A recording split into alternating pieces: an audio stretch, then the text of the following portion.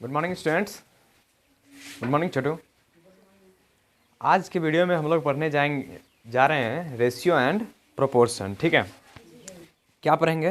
Ratio and proportion. हाँ, तुम्हारा नाम क्या है बुआ? बताता। छोटू को तुम्हारा नाम क्या है? रुपेश को हाँ, तो आज हम लोग चैप्टर क्या पढ़ेंगे बताओ? Ratio and ratio and proportion. ठीक है, क्लास 5 यानी बेसिक हम लोग पढ़ेंगे। ठीक है,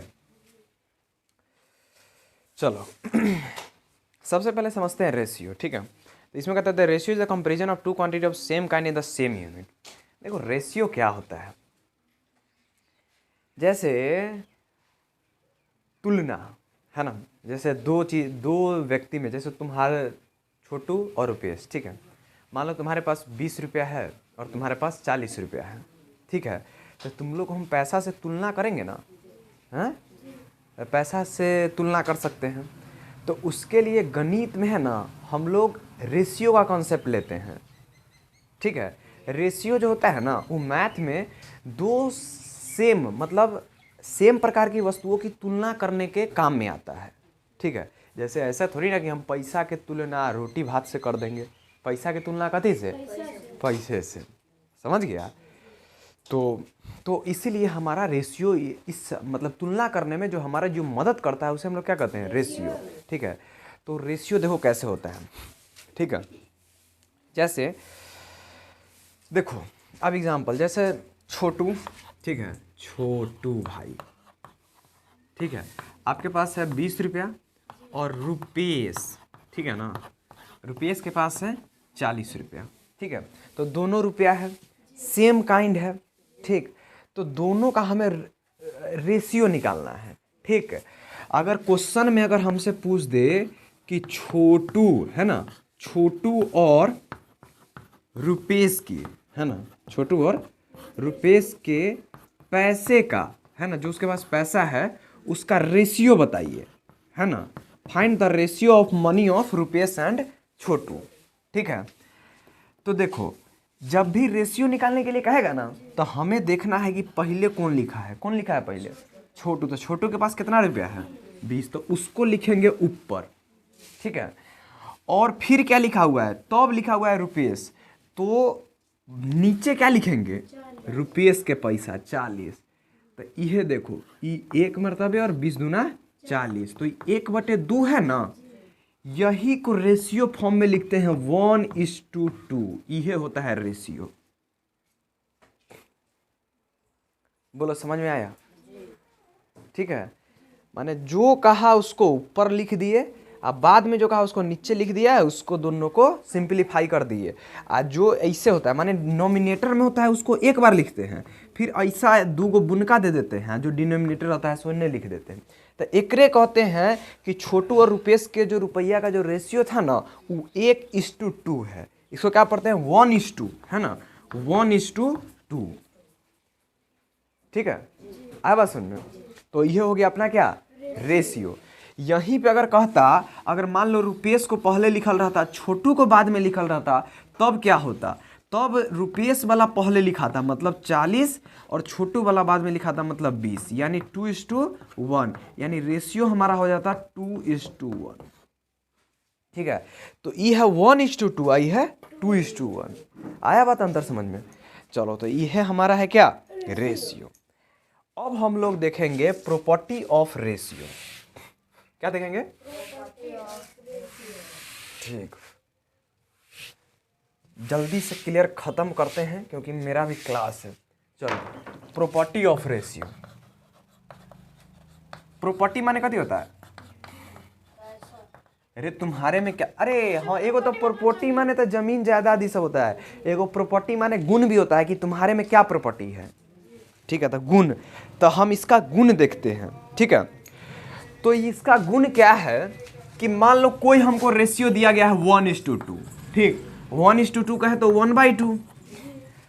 तो इस रेशियो में तुम कोई भी संख्या से गुना या फिर भाग कर दोगे ना, ऊपर नीचे कोई बराबर संख्या से ऊपरों भाग करो और नीचू भाग कर दो। ठीक, तो तब भी जो रेशियो रहेगा ना सेम में रहेगा। जैसे देखो इसको हम 2 से गुना कर दिए, इसको भी 2 से गुना कर दिए, तो 1 गुने 2 बराबर 2 और 2 गुने 2 बराबर 4। देखो ये सेम है कि नहीं, इसको भी काट देंगे, 2 एकम 2, 2 दूनी 4। समझा? तो कोई भी रेशियो अगर सेम संख्या से ऊपर भी गुना नीचे भी गुना, तो रेशियो सेम आएगा। गुना चाहे भागो कर सकते हैं। जैसे देखो 1/2 है, मान लो हम 2 से भाग कर दिए, 1 में 2 से, अहू में 2 से भाग कर दिए, तो ये 2 ऊपर चला गया। ठीक, तो हमारा फिर क्या आ गया, 2/4 यानी 1/2। समझा कि नहीं?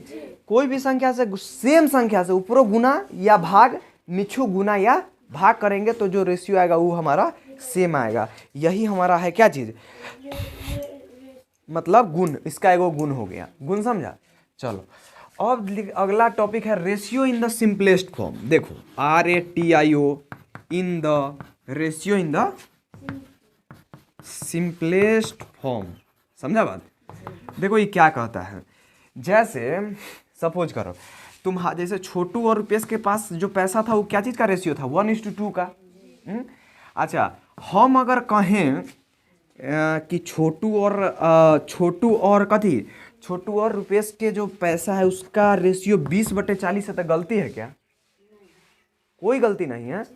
ठीक, तो अच्छा, हम अगर कहें कि 10/20 है थी रुपेश छोटू और रुपेश के रुपया के रेशियो, तो गलती है क्या?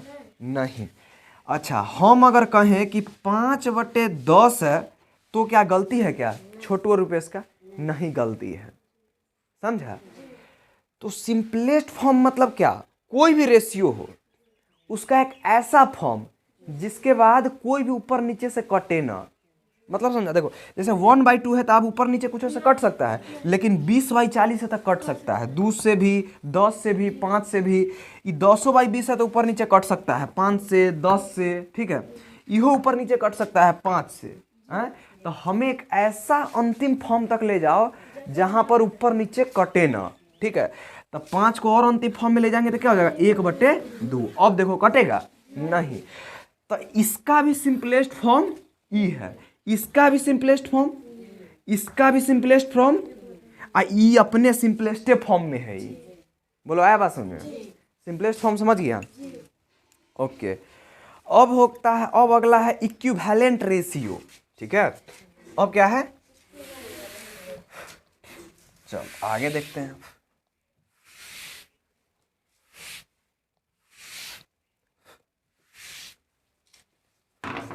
हाँ, तो अपना है इक्विवेलेंट रेशियो।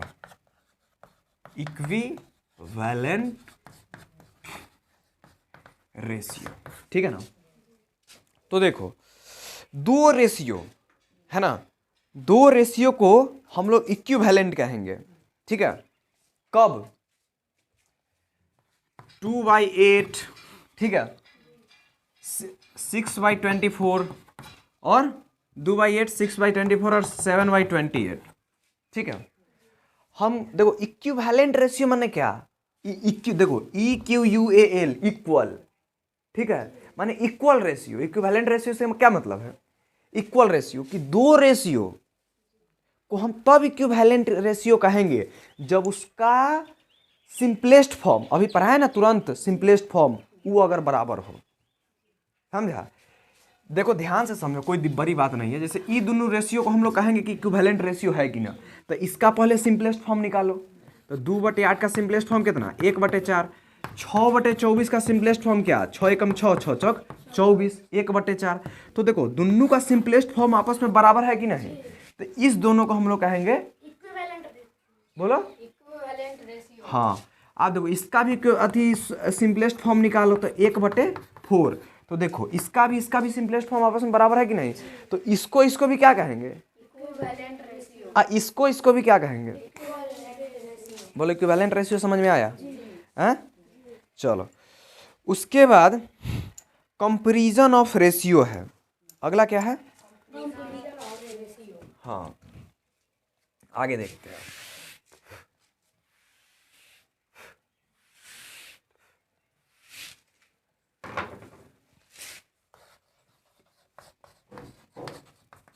कंपैरिजन ऑफ क्या चीज? ठीक है ना। चलो, क्या कहता है कंपैरिजन ऑफ रेशियो में कि यार इतना एंड इतना, ठीक है।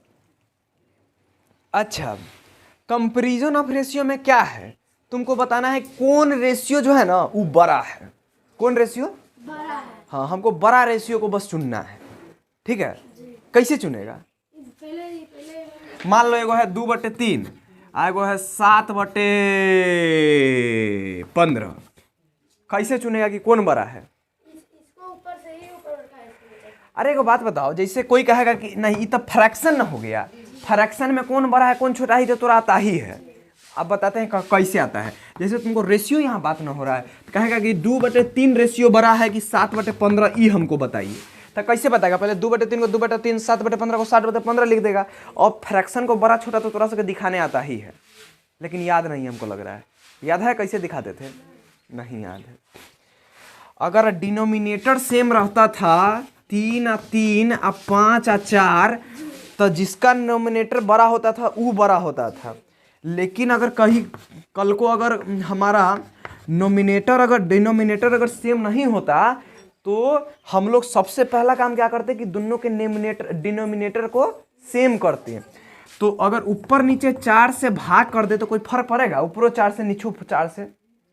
अरे अब ये ना बोले कि रेशियो में ऊपर नीचे कोई भी संख्या से गुना करेंगे तो कोई दिक्कत नहीं है।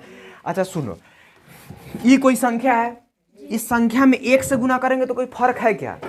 नहीं है ना। ध्यान से समझ रहा है ना, ध्यान से सुनो। बोलो, 1 को हम क्या 4/4 लिख सकते हैं? 1 को 4/4 लिख दिया तो 1 नहीं हो गया? हो गया। उसी प्रकार एक रो हम लिख देते हैं 3/3, ठीक है। अरे हम इसको भी 1 से गुना कर सकते हैं। 1 को 3/3 नहीं लिख सकते हैं? कैला लिखे कि 4×12, यहाँ पे भी 4×12 हो गया, तो ऊपर हो गया इधर 15/12, इधर हो गया 16/12। अब बताओ कौन बराबर बड़ा? 16/12। समझा? तो ऐसे करते थे। अच्छा, कल को अगर ऊपर वाला सेम हो और नीचे वाला डिफरेंट हो, नीचे वाला अगर अलग हो, तब क्या करेंगे? नीचे को पहले गुना करते 12 हाँ, वैसे भी कर सकते हैं, गुना करके भी कर सकते हैं।